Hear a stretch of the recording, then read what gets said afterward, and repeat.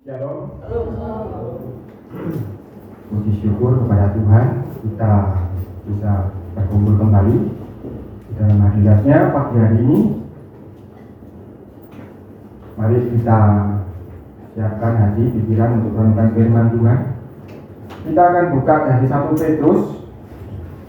Kita baca kembali 1 Petrus pasal 1 ayat yang ke-1 dan 2 yang beberapa waktu yang lalu kita sudah pelajari. 1 Petrus 1 ayat 1.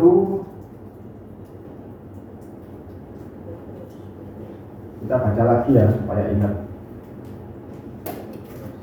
1 Petrus 1 di belakang ya, bagian belakang. Petrus 1 Petrus 1 ayat 1. Dari Petrus Rasul Yesus Kristus kepada orang-orang pendatang yang tersebar di Pontus, Galatia, Kapadokia, Asia Kecil dan Bitinia, yaitu orang-orang yang dipilih sesuai dengan rencana Tuhan Bapa kita dan yang dikuduskan oleh Roh supaya taat kepada Yesus Kristus dan menerima percikan darahnya.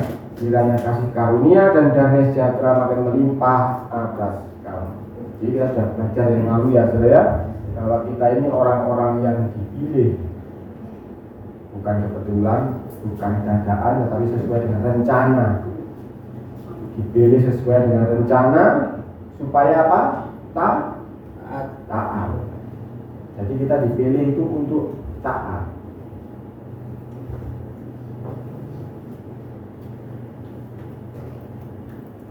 Supaya kita menerima percikan darah, menerima penebusan. Kita lanjut sekarang ini pasal 1 tapi ayatnya ketiga. Nah, kita akan pelajari surat Petrus ini kelanjutannya.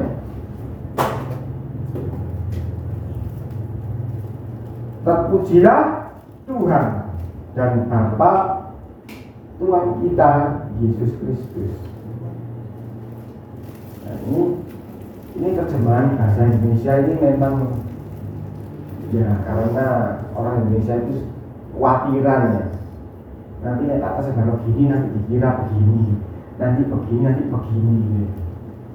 Karena kalau kita baca aslinya, terjemahan aslinya, itu terpujilah Tuhan. Kalau dalam bahasa Yunani-nya itu pakai kata theos.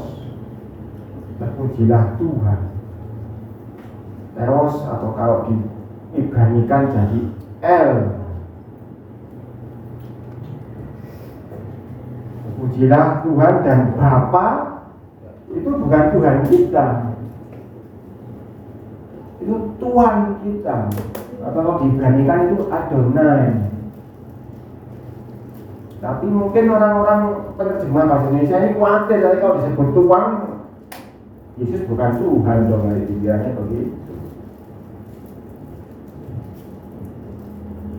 Sehingga mereka banyak sekali di dalam perjanjian baru itu yang harusnya diterjemahkan Tuhan, diterjemahkan menjadi Tuhan.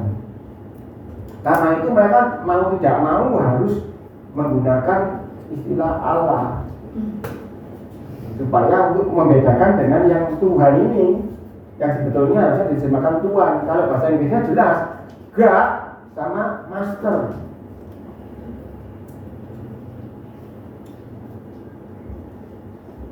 Karena orang-orang waktu menerjemahkan ini mungkin dia tidak tahu konteksnya orang Yahudi.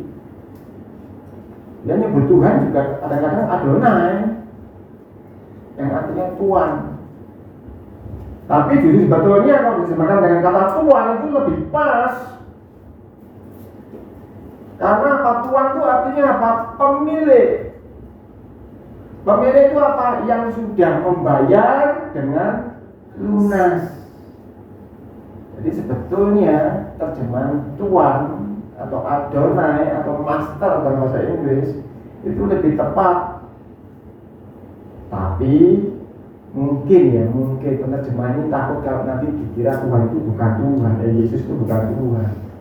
Oh, Yesus itu cuma manusia sebagai Tuhan kita.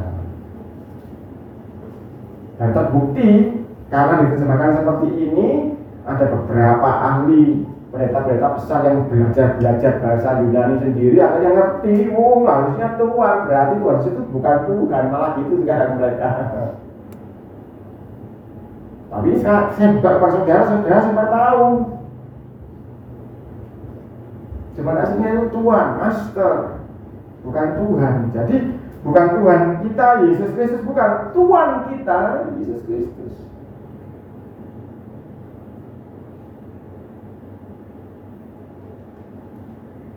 Jadi penebus kita, pemilik kita, yang membayar kita dengan lunas, Yesus Kristus.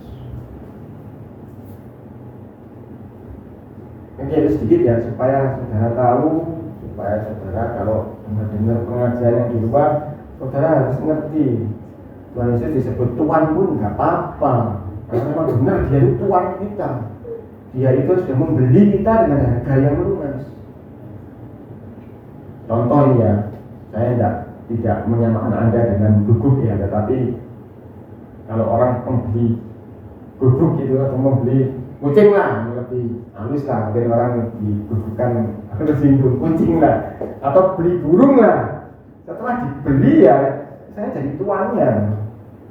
Atau saya beli seekor kuda, saya beli lunas, saya tuan kuda itu, saya suruh kuda itu lari, berhenti, terserah saya.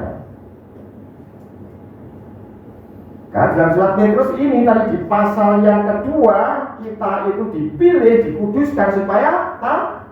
Nah, ini cocok sebetulnya. Ketika kita dipilih, dikuduskan, ditebus supaya taat, kita memang layak untuk memanggil Dia itu Tuhan,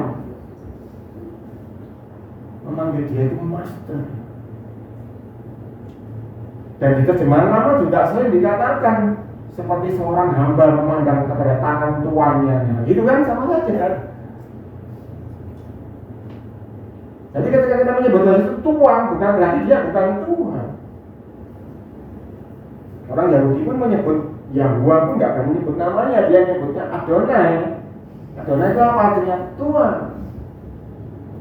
Sebab mereka tahu, mereka ditebus dari penjajahan di Mesir, perbudakan di Mesir, keluar ke tanah Kanaan. Karena itu mereka menyebut Tuhan juga Adonai, Tuhan.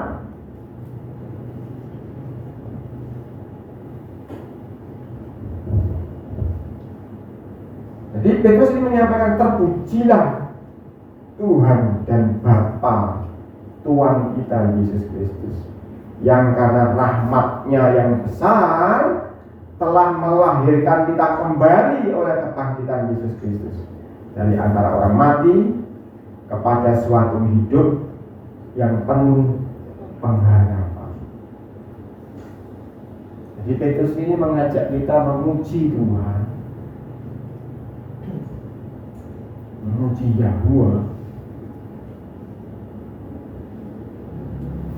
yang karena rahmat yang besar, seperti dikatakan Injil Yohanes 3:16, karena begitu besar kasih Bapa ke dunia. Karena rahmat Bapa yang besar itu telah melahirkan kita kembali oleh kebangkitan Yesus Kristus. Bagaimana Yesus akan dibangkitkan kalau Dia tidak menjadi manusia dahulu?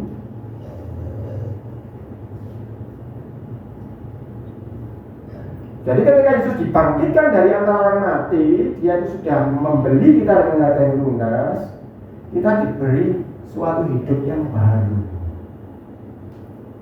supaya kita hidup tidak di masa yang lalu, tetapi hidup yang penuh pengharapan. Ayat keempat, untuk menerima suatu bagian yang tidak dapat binasa, yang tidak dapat cemar, dan yang tidak dapat layu, yang tersimpan di sorga bagi kami. Bahasa singkatnya ya, kita menerima suatu bagian yang tidak ada expirednya. Bahasa lain, yang kekal. Tidak bisa layu,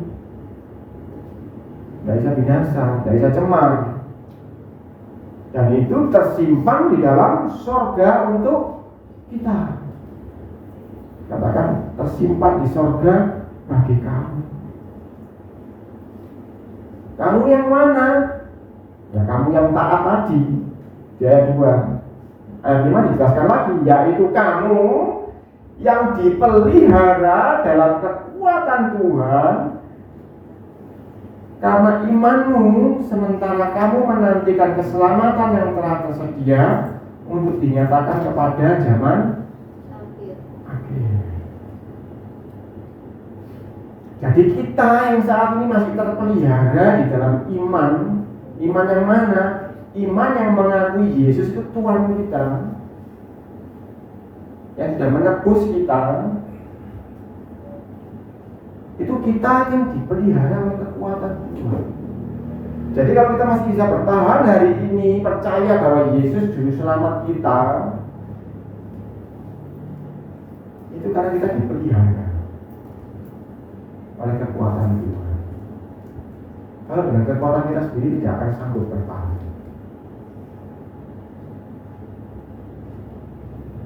Dalam kekuatan Tuhan karena imanmu. Nah, ini kita bicara iman yang dinyatakan pada zaman akhir, karena di zaman akhir nanti iman itu suatu barang yang langka. Saat ini di Eropa, Amerika, gereja-gereja sudah pada tutup, berubah jadi mall, jadi minimarket, jadi pasar, bahkan jadi masjid. Karena dikatakan gak masuk akal. Itu klenik Alkitab itu. Masa buta melihat? Itu klenik, dongeng. Ketika agama lain menyatakan yang logis-logis, nah ini betul, ini logis, ini kita ikut ke situ saja. Karena itu kalau kita lihat di Inggris sekarang ini, jumlah masjid bertambah banyak, jumlah gereja bertambah sedikit. Karena bagi mereka yang ini ajarannya logis, yang lumpuh berjalan, buta melihat, ini nggak logis, ini klenik ini. Mereka ngomongnya superstition, atau ya dalam bahasa kerennya klenik tadi. Karena iman yang sudah jadi barang yang langka. Kita kan sudah baca di awal yang kapan hari itu bahwa kita dipilih supaya taat. Kalau kita menjalani destiny kita taat, kita tidak akan kehilangan iman.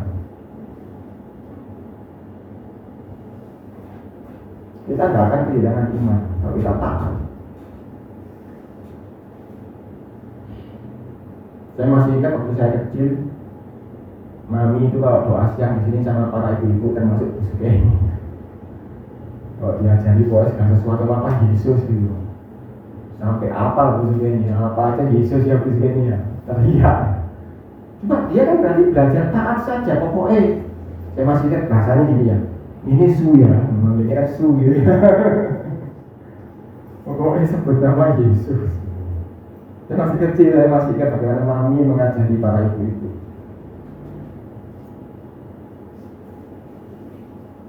Cuma butuh modalnya taat saja. Tidak dipikir, ya apa enggak ya, ya apa enggak ya. Selama ada dasar firman Tuhan, taat saja. Maka kita akan terpelihara sampai zaman akhir. Kalau enggak, kita enggak akan gugur pasti nanti. Ayat 6, bergembiralah akan hal itu, sekalipun sekarang ini kamu seketika harus berduka cita oleh berbagai-bagai pencobaan. Nah, ini kan juga bahasa yang sulit untuk diterjemahkan toh. Harus berduka cita tapi disuruh bergembira. Ayo, kok gak bingung? Pak Jono sampai mesem dia.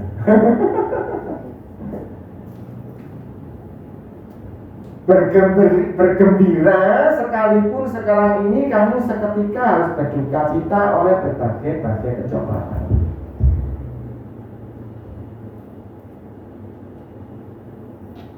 Hal yang seperti ini tidak berani disampaikan di gereja-gereja yang mengajarkan kemakmuran saja.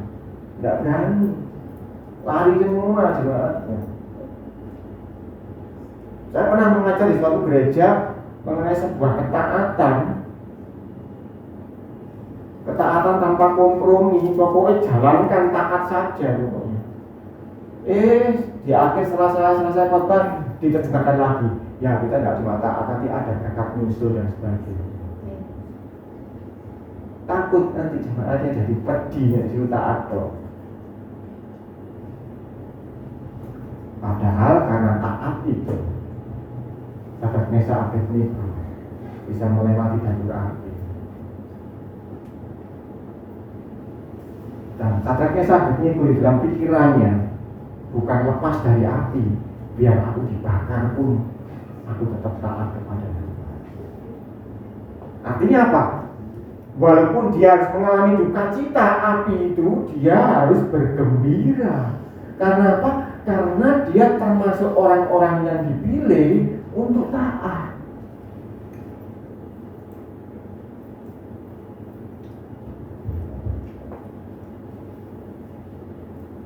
Ketika kita belajar soal ketaatan, dan biasanya juga pasti ya tak kasih embel-embel lah ya, upah Tuhan tidak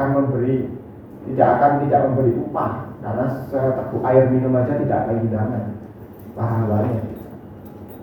Tetapi bukan itu fokus kita, bukan pahala, tetapi ya kita memang harus taat.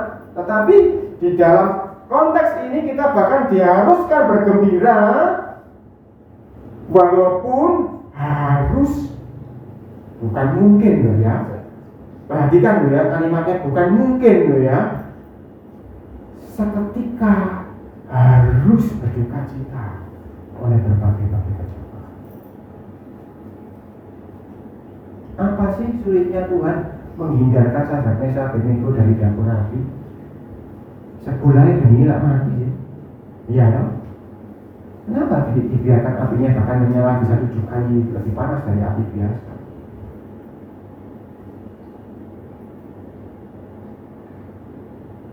Apa sulitnya sih Tuhan memadamkan apinya? Apa sulitnya sih Tuhan? Di awal bulan aku kaya duitnya akeh, habis kabeh cuma Pak kabeh. Kok kadang-kadang kok detik-detik terakhir gak ada uangnya. Kok akhir sih Tuhan? Kalau kau mengucapkan sepatah kata saja aku sembuh sekarang. Kenapa sih aku harus mengalami ini? Kenapa aku harus mengalami ini itu yang menimbulkan duka cita? Tetapi ketika kita mengalami duka cita itu, dikatakan bergembiralah akan hal itu. Akan duka cita itu, bukan akan hal yang di atas tadi. Bahwa kita sudah dipilih, kita sudah dilahirkan kembali, kita sudah dijadikan hamba-hambanya Yesus Kristus.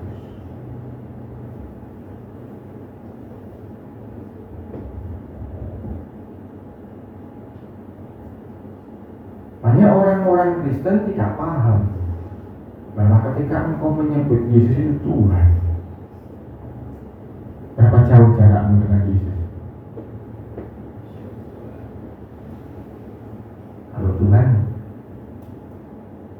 sejauh doa itu beberapa orang yang bisa merasakannya. Tetapi kalau dalam konteks ketuhanan, Tuhan itu berarti Sang Pencipta. Pencipta itu seperti tingginya langit dari bumi. Itu Tuhan dengan umatnya. Tetapi kalau Tuhan dengan hambanya sejauh apa? Sak bendino sekojangan diceluk. Do reni, 6 reni, jo reni, ya. Sebetulnya ketika kita memanggil dia Tuhan, itu ada hubungan yang lebih dekat daripada Tuhan. Tetapi ada orang-orang yang khawatir kalau manggilnya Tuhan, nanti dia dianggap bukan Tuhan. Karena itu orang-orang Islam menyebut dirinya apa? Hamba Tuhan. Karena memang sebetulnya Tuhan itu posisinya jadi Tuhan bagi kita orang-orang Kristen.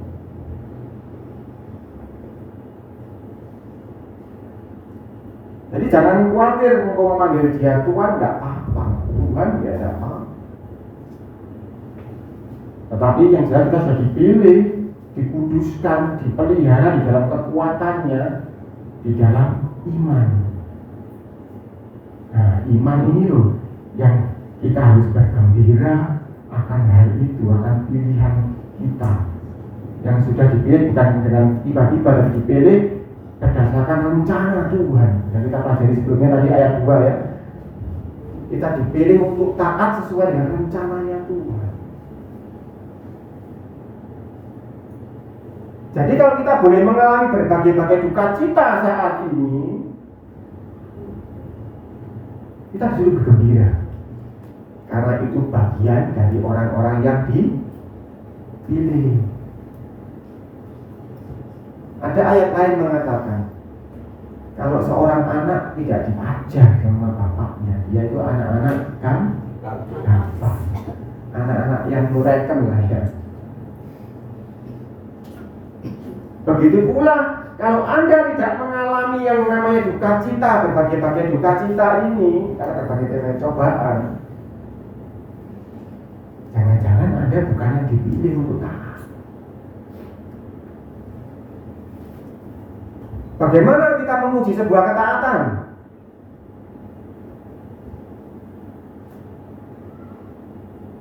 Kalau perut Anda kenyang, di depan Anda ada makanan, Anda dilarang untuk menyentuh makanan itu, gampang enggak? Gampang. Tapi kalau Anda lapar, 2-3 hari lapar belum makan, di situ ada makanan dan menggoda sekali makanannya, disuruh tahan tidak menyentuh, sulit toh. Disitulah nilai sebuah ketaatan.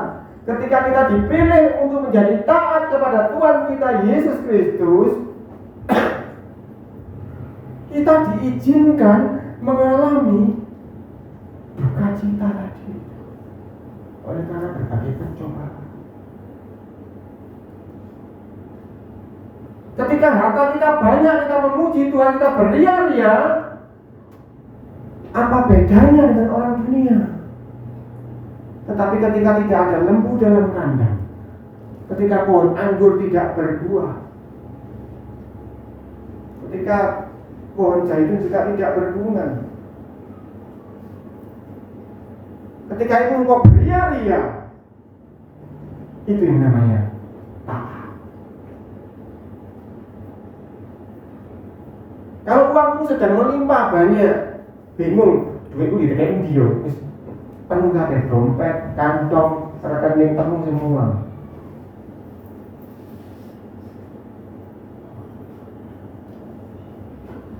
Terus disuruh beria-ria, gampang loh. Tetapi kalau engkau sedang sakit, kalau engkau sedang susah, kalau engkau sedang kempes dompetmu, engkau disuruh beria-ria, disuruh memuji Tuhan. Nah, gampang apa gampang? Tapi disitulah Tuhan melihat. Disitulah kita melihat diri kita sendiri.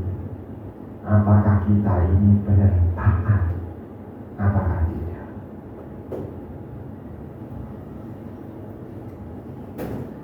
Kalau istrimu tunduk baik-baik saja, lalu engkau menyayangi istrimu, hai bapak-bapak, apa bedanya engkau dengan bapak-bapak yang di luar sana? Kalau suamimu sayang sekali, baik sekali, terus engkau istri tunduk kepada suami yang begitu baiknya, apa bedanya engkau dengan istri-istri di luar sana? Anak-anak yang begitu, kalau bapak ibumu uangnya banyak minta A dikasih A, B, C, D, E, F, G, apa susahnya hormat kepada orang tua seperti itu?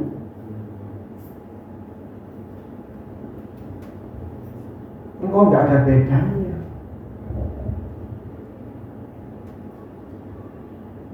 Lalu Yesus ngomong, kalau engkau memberi salam hanya kepada orang-orang yang baik, hanya bedanya apa engkau dengan orang-orang di sana? Karena itu kita dikatakan seketika harus berduka cita oleh berbagai-bagai pencobaan. Ayat 7, Maksud semuanya itu ialah untuk membuktikan kemurnian imanmu. Ini sudah sering saya kali bahas. Bukti itu sebetulnya untuk siapa sih bukti itu? Apakah Tuhan ingin melihat bukti? Tidak perlu. Karena Tuhan itu bisa memandang masa depan. Bukti ini untuk siapa?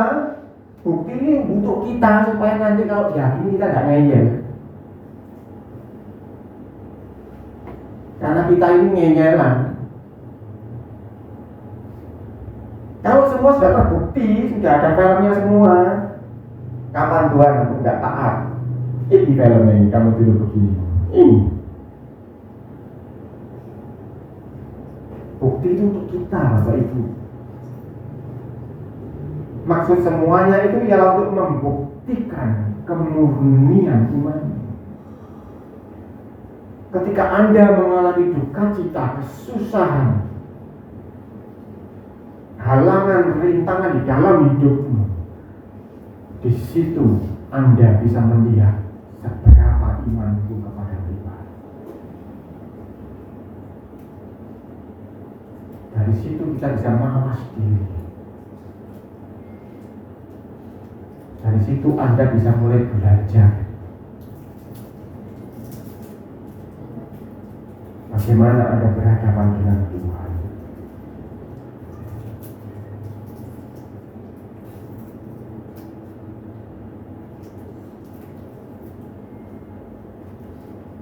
Saya dulu ketika saya kerja, saya punya banyak anak buah.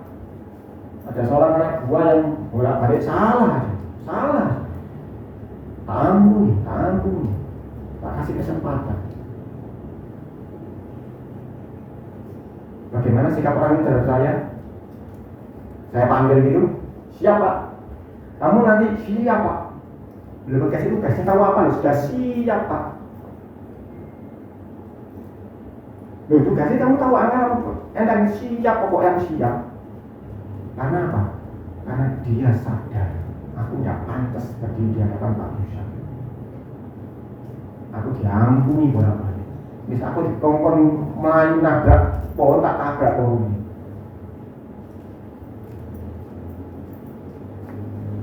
Kalau kita sudah mengalami berbagai-bagai duka cita, apalagi kita mengalami berbagai-bagai hal, kita gagal untuk taat di hadapan Tuhan, dan Dia terus kasih kesempatan baru, tak ampuninya, terus ya berjalan di dalam iman, gugur lagi, nggak apa-apa, tak ampuni lagi, berjalan dalam iman. Kita bisa mengaca diri sendiri, kemurnian iman itu seberapa, tapi Tuhan itu begitu luar biasa belas kasihan. Yang diajarkan Pak Abed kemarin apa? Kemurahan hati. Kemurahan hati Tuhan itu tidak ada batasnya, luar biasa. Kita gagal, diangkat lagi, gagal, diangkat lagi. Dan kalau kita mau introspeksi, mawas diri, sadar diri, kita akan berlaku seperti anak buah saya tadi itu dipanggil, siap Tuhan, ampuni itu, siap Tuhan, enggak gini, ampun itu siapa Tuhan, siapa disi. Nah, tahu kenapa kan gitu. Tapi kalau engkau sudah sadar di hadapan Tuhan, engkau banyak kurangnya, banyak gagalnya menghadapi berbagai-bagai pencobaan itu, engkau akan lain kali ketemu Tuhan, siap Tuhan. Karena itu di awal ayat 2 Rasul Petrus mengatakan kita dipilih untuk taat. Karena Rasul Petrus mengalami hal itu, mengalami kemurahan Tuhan yang luar biasa. Yudas Iskariot menyangkali Tuhan berapa kali? Sekali. Petrus berapa kali? 3 kali. Betapa rendah hati mindernya Petrus di hadapan Tuhan. Tetapi Tuhan datang, apakah engkau mengasihi aku? Itu loh kemurahan Tuhan yang luar biasa. Sehingga Petrus siap Tuhan. Ketika di Roma dia keluar hendak melarikan diri dari Roma yang dibakar oleh Kaisar Nero, Yesus datang menemui dia. Aku mau ke Roma untuk disalib kedua kali. Oh siap Tuhan, aku sudah. Karena Petrus tahu rasanya bagaimana Tuhan itu penuh pengampunan. Sehingga dia sudah sadar imanku ini tidak ada apa-apanya sebetulnya. Walaupun Tuhan menyebut dia Petrus batu karang yang teguh, tetapi dia sadar imanku ini kayak gunting. Kalau enggak Tuhan yang mengeraskannya, kalau enggak Tuhan yang meneguhkannya, gunting aku ini. Tapi Tuhan itu begitu baik. Gunting ini disebut Petrus, gunting ini disebut batu karang. Begitu pula Bapak Ibu saya ada semua. Kita ini kebenarannya dikatakan seperti kain bombay, bersih sebentar, kotor lagi, bersih sebentar, kotor lagi. Dan kita diizinkan mengalami berbagai-bagai duka cita ini untuk membuktikan kemurnian iman kita.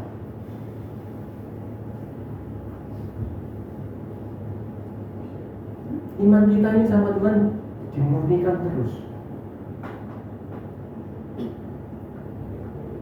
Yang jauh lebih tinggi nilainya daripada emas yang fana, yang diuji kemurniannya dengan api, sehingga kamu memperoleh puji-pujian dan kemuliaan dan kehormatan pada hari Yesus Kristus menyatakan dirinya. Jadi ketika Yesus itu mengizinkan kita mengalami berbagai-bagai pencobaan, itu tujuannya supaya nanti ketika kita bertemu dengan Yesus, kita memperoleh puji-pujian dan kemuliaan. Saya nggak tahu, di sini nggak tulis jelas. Nanti yang memuji kita siapa? Yang memuliakan kita siapa?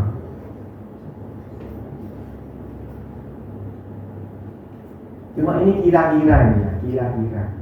Mungkin para malaikat. Karena kalau kita bisa lolos dari ujian-ujian ini, saya bayangkan saya malaikat ya, saya akan beda-beda. Nek aku, misalnya aku dikei rasa sakit seperti manusia itu, mungkin aku yang gak kuat. Betul kan? Malaikat itu rasa corona, mungkin gak terasa sakit ya. Orang yang tidak rasa sakit cerita lebih gampang. Tapi kalau Anda dikasih senjata gini, Yesus atau murtad, kan sulit untuk milih Yesus. Kalau kita bisa lolos, kira-kira saya sendiri nih ya, tidak ada dasar Alkitabnya, mungkin para malaikat akan beda-beda. Ini loh, yang beberapa kali gagal, tapi beberapa kali ya berhasil.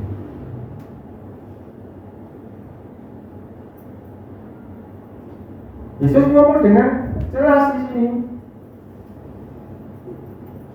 Ya, ngomongnya dari ucapan Rasul Petrus ya. Tetapi Petrus mengalami sendiri bagaimana hidup dengan Yesus. Sehingga kamu memperoleh puji-pujian dan kemuliaan dan kehormatan pada hari Yesus Kristus menyatakan dirinya. Jadi seberapa penderitaanmu saat ini, seberapa itu puji-pujian yang akan engkau terima saat akhir zaman. Masih ingat kasusnya Lazarus dan orang yang kaya? Dan Yesus ngomong, kamu sudah menerima upahmu di bumi ini. Orang kaya, yang Lazarus ini belum.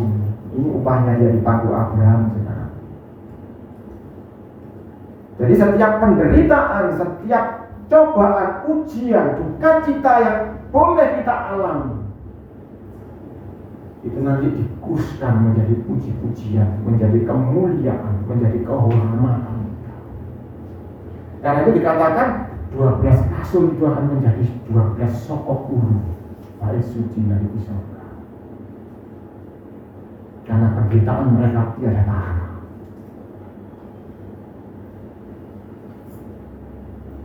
Penderitaan kita mengiring Yesus itu nanti akan dikhususkan menjadi kemuliaan yang tidak bisa layu, yang tidak bisa cemar, yang tidak bisa binasa, yang kekal.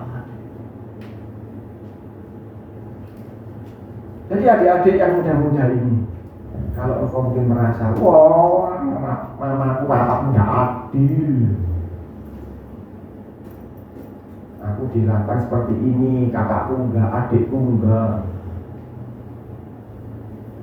Engkau harus ingat ya, tetapi hormat orang tua yang seperti itu tetap engkau harus hormati. Sebab itu untuk membuktikan kemurnian imanmu. Orang tua juga sama. Kalau engkau punya anak yang taat, terus engkau sayang anakmu, apa bedanya engkau dengan orang tua yang lalu di sana?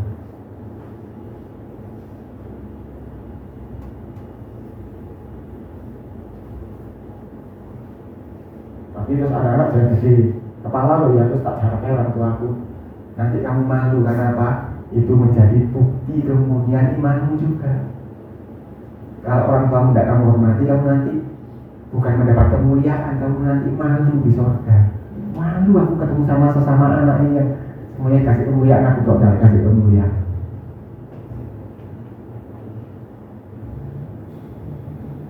Jadi kita nanti di surga itu ya beda-beda kemuliaannya. Tapi seperti kata Pak Abed kapan hari itu, Babang masih dari tukang sapu gelem, ya lumayan daripada gak masuk, betul itu. Tetapi Anda harus tahu, kemuliaan di surga, kehormatan di surga itu sejalan dengan duka cita yang kau alami dalam mengiring Yesus.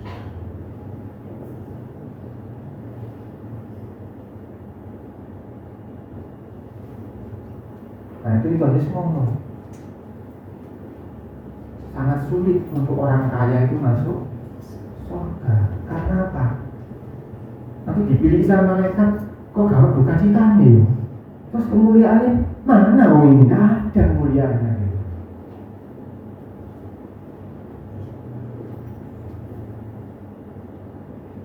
Karena duka cita ini,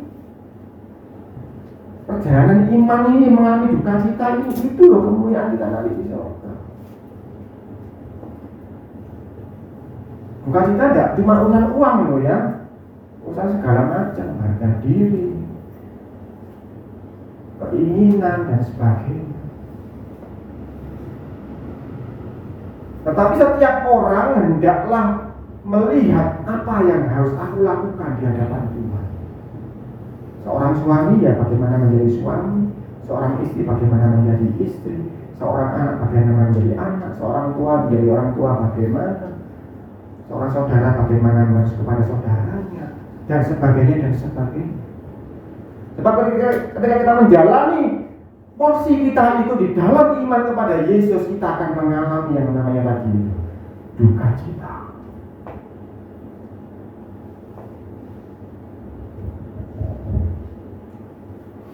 Ayat 8. Sekalipun kamu belum pernah melihat Dia, namun kamu mengasihinya. Kamu percaya kepada Dia, sekalipun kamu sekarang tidak melihatnya. Kamu bergembira karena sukacita yang mulia dan yang tidak terkatakan. Nah, gembiranya itu karena ini. Jadi bukan karena gak punya uang aku gembira, bukan. Walaupun aku tidak punya uang, aku bergembira karena Tuhan Yesus sudah menebus aku. Tuhan Yesus menjadi Tuhan untuk aku, hamba-Nya.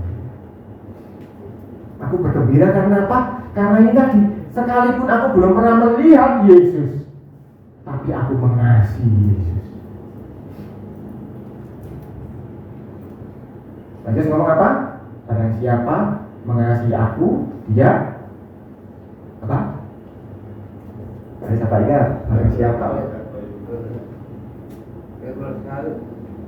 Ya, tepatnya barang siapa mengasihi aku, dia menuruti perintahku. Jadi, sekalipun aku belum pernah melihat Yesus, namun aku mengasihinya. Kalau saya terjemahkan, walaupun aku belum pernah melihat Yesus, namun aku melakukan perintahnya. Jadi supaya kemurnian iman kita ini nanti bisa dibuktikan, kita harus terus melakukan perintahnya. Gambaran maka perintah Tuhan itu ya tadi itu memikul salib.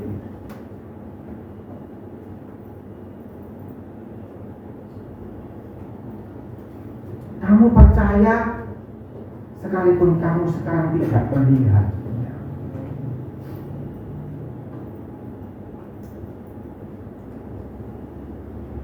Pernah dulu anak saya tanya, Pak, kok enak ya orang itu ya bisa ditunjuki Tuhan Yesus ya? Tapi dikatakan di sini, kamu percaya kepada Dia sekalipun kamu sekarang tidak melihatnya. Lebih bahagia mana? Lebih bahagia kita nanti. Karena ada orang-orang tertentu kalau nggak ditampaki Tuhan Yesus, dia nggak diselamatkan. Seperti yang kita doakan kapan hari ketika kita berdoa untuk Afghanistan, seminggu kemudian atau sebulan kemudian saya lupa, terjadi di Afghanistan banyak orang dijumpai Tuhan Yesus dan mereka bertobat menerima Yesus. Kenapa mereka harus dijumpai? Karena kalau tidak dijumpai mereka tidak percaya Yesus. Mereka berbahagia-bahagia, tetapi kita lebih berbahagia lagi. Kita tanpa melihat Dia, kita percaya, kita setia, kita taat.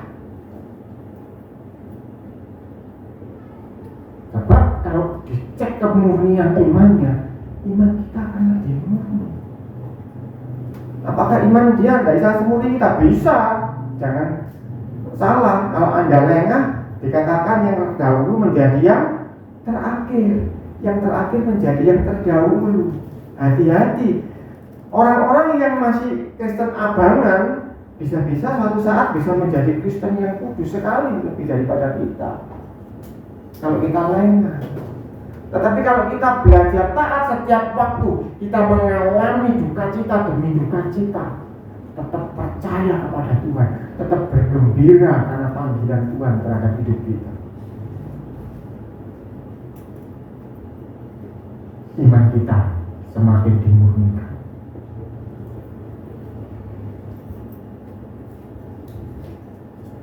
Yang nanti dikatakan jauh lebih tinggi nilainya daripada emas yang mana. Jadi kemurnian iman ini perlu terus dimurnikan sama Tuhan sampai berjumpa dengan Dia. Supaya apa? Tuhan itu ingin memaksimalkan kemuliaan kita, ingin memaksimalkan kehormatan kita ketika kita di surga. Semakin engkau dianiaya oleh karena Yesus. Pak, di sini nggak ada loh Pak, sampai ditembak karena itu Yesus. Loh, nggak harus bentuknya seperti itu. Contoh, engkau direndahkan orang, harusnya ditampok orang itu, tapi karena Yesus mengampuni, kita ampuni. Semakin kita dianiaya, sama saja itu berarti dianiaya karena Yesus. Karena apa? Karena kita menuruti perintah Yesus, karena kita mengasihi Yesus. Ketika kita melakukan itu terus hari-hari ke hari, maka kemurnian iman kita itu semakin murni, dan kemuliaan, kehormatan yang menanti kita di surga itu semakin menumpuk.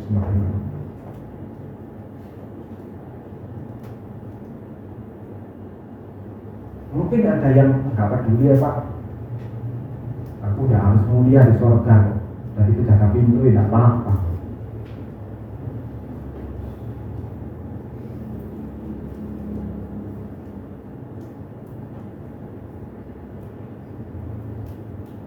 Saya kasih sebuah contoh. Ada seorang laki perempuan sepasang mau menikah. Terus yang perempuannya ngomong gini, gak apa-apa wis, aku wis dilamar, kali ini wis dikawin, wis bapak, tak mangan ya, tambah lemu gak apa-apa, jerawatan gak apa-apa, ketombian gak apa-apa. Yang penting aku jadi bojone wong iku wisan. Nah, apa begitu? Enggak kok, kan kepingin di hari aku ketemu nanti di pernikahan aku paling cantik. Apakah karena kesombongannya? Enggak toh, karena kepingin mempelainya itu semakin sayang sama dia. Begitu pula kita, Bapak Ibu Saudara, kita itu nanti mau ketemu dengan mempelai kita, Yesus Kristus. Apakah engkau tidak ingin menjumpai dia dengan kemuliaan dan kehormatan yang maksimal? Kalau engkau mau menjumpai dia dengan kehormatan yang maksimal, dengan tampilan yang maksimal nanti, taat di dalam segala penderitaan. Sebab itu yang akan menghiasi kita semakin cantik di hadapan Tuhan. Itu kemuliaan kita, itu kehormatan kita. Penutup ayat 9. Karena kamu telah mencapai tujuan imanmu, yaitu keselamatan jiwa.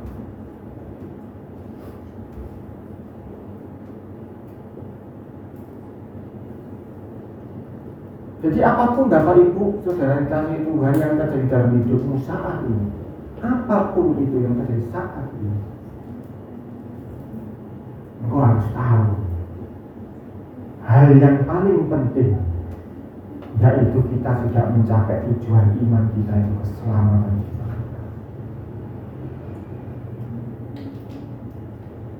Kalau kita sudah menerima keselamatan jiwa itu, apapun yang terjadi, itu akan membuat engkau punya energi, punya kekuatan untuk bergembira di dalam Dia.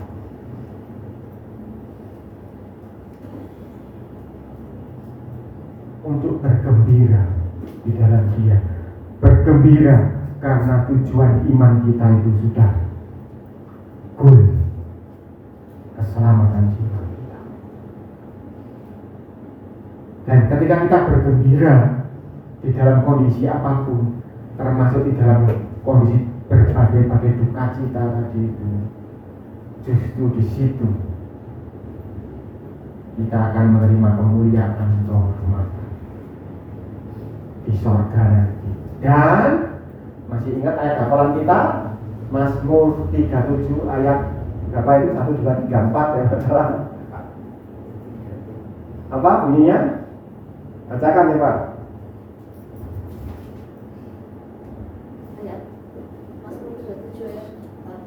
Mazmur 37 ya 4 Jona masih hafal. 3 mulai 3, 4. Percayalah kepada Tuhan dan lakukanlah yang baik.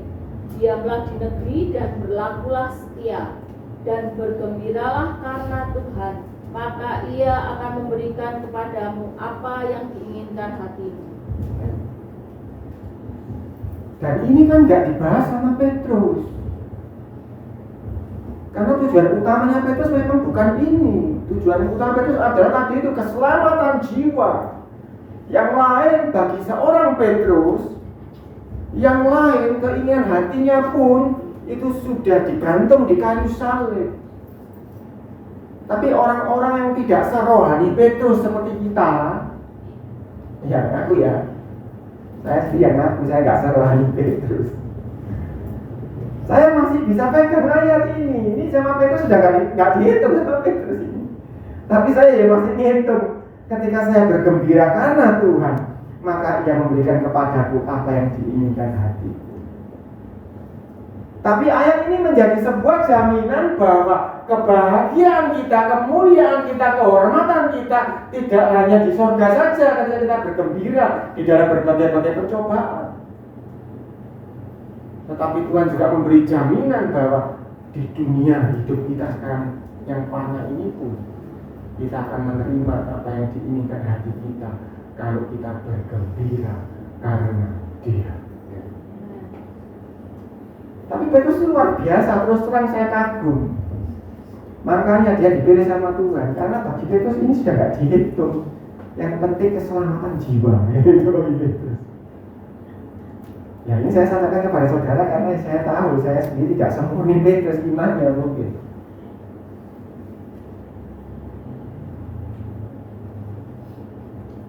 Saya masih suka kalau makan enak, masih suka pakai baju bagus, sepatu bagus, masih suka. Petrus mungkin sudah nggak ngitung itu.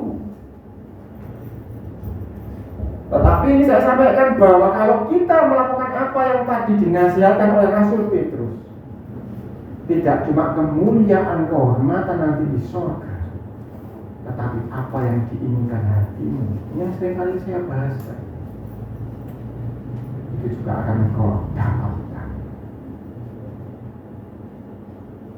Tetapi memang kita harus, ayatnya ngomong tadi harus ya, bukan namanya harus mengalami penderita berduka cita karena berbagai-bagai pencobaan untuk membuktikan kemurnian iman kita.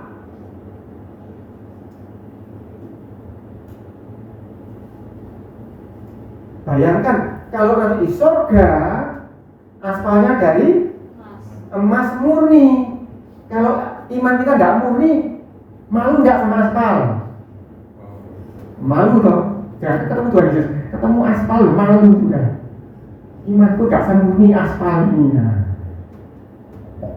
Jadi itu yang Tuhan Yesus sedang upayakan kita, diizinkan mengalami berbagai-bagai duka cita di dalam tadi apa? Dipelihara dalam kekuatan Tuhan. Saya ulangi ya dulu ya supaya paham. 1 Petrus 1 ayat 5, yaitu kamu yang dipelihara dalam kekuatan Tuhan karena imanmu. Jadi ketika kita dimurnikan iman kita ini mengalami berbagai duka cita, jangan lupa di situ ada kekuatan Tuhan memelihara kita. Artinya kita didampingi, kita disertai supaya iman kita dimurnikan. Kalau kita sendirian dibiarkan jalan, bukan iman yang murni yang didapat, tetapi kita habis terbakar. Tetapi karena kekuatan Tuhan mengiringi kita, maka yang terjadi iman kita dimurnikan, supaya ketika kita berjumpa Yesus, kita menerima kemuliaan kehormatan, supaya bahasa saya sendiri ya, supaya kita ketika kita jalan di surga kita tidak malu melihat aspal di bawah kaki kita, sebab aspalnya itu emas murni. Kalau iman kita tidak murni, belum ketemu Yesus, melihat aspal kita sudah malu jalan. Jadi Bapak Ibu jangan khawatir, aku kuat enggak ya mengalami duka cita? Pasti kuat. Sebab apa? Sebab kita ini orang yang dipilih. Ketika kita dipilih, Tuhan ngomong akan dipelihara di dalam kekuatannya. Kalau kita bersama kekuatan Tuhan, kita pasti kuat. Jadi jangan ragu-ragu, aku pasti kuat. Mengalami ini, aku pasti kuat. Aku pasti keluar sebagai pemenang.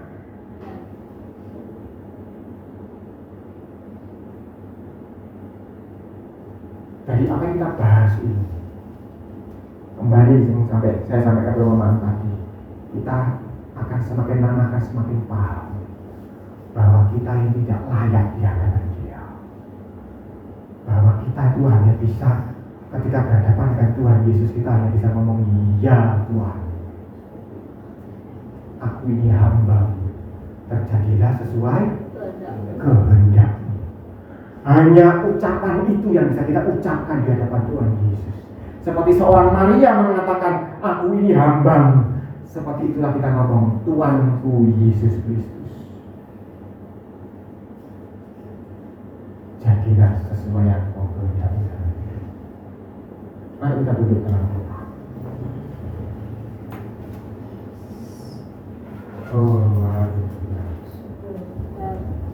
Ampuni risiko karena makasih. Bapa di dalam surga, terima kasih Tuhan. Pagi hari ini Tuhan, Engkau sudah izinkan kami untuk menjenguk isi hatimu sedikit saja Tuhan. Untuk kami boleh belajar mawas diri. Untuk kami boleh tahu siapa kami ini Tuhan. Kami ini orang-orang yang menerima anugerah yang besar, yang sudah Engkau pilih untuk taat kepadamu, dengan tujuan memurnikan iman kami, dengan tujuan supaya kami kelak menerima kemuliaan, kehormatan bersama-sama dengan Engkau Tuhan. Ampuni kami Tuhan yang kami sering mengeluh mengalami penderitaan duka cita di dunia ini Tuhan.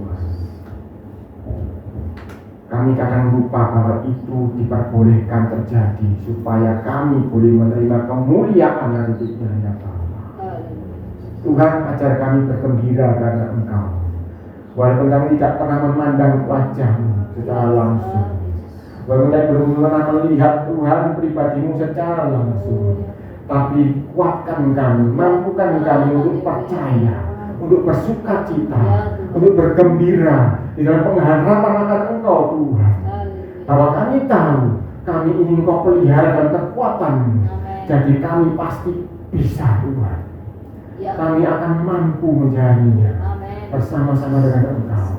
Dan kami akan mengucap syukur kepada-Mu karena Engkau sungguh baik. Tuhan, kami ini betul, tapi Engkau bentuk kami menjadi suatu ciptaan yang mulia di hadapan. Biar nama Tuhan dipermuliakan dalam hidup kami. Hamba-Mu selesai bicara Tuhan, Roh-Mu yang terus berbicara pada masing-masing pribadi untuk membuat kami semua menjadi satu ciptaan yang baru, yang menyenangkan hati-Mu, yang membuat Engkau boleh berbangga di hadapan para malaikat, bahkan di hadapan para iblis. Engkau boleh berbangga seperti Engkau membanggakan seorang Ayub Tuhan. Kami rindu bisa membuat Engkau bangga ya Tuhan. Ini kami Tuhan, pakailah kami sesuai kehendak, sebab kami ini hamba-hamba. Di dalam nama Tuhan Yesus kami akan doa syukur kami. Haleluya. Amin. Tuhan Yesus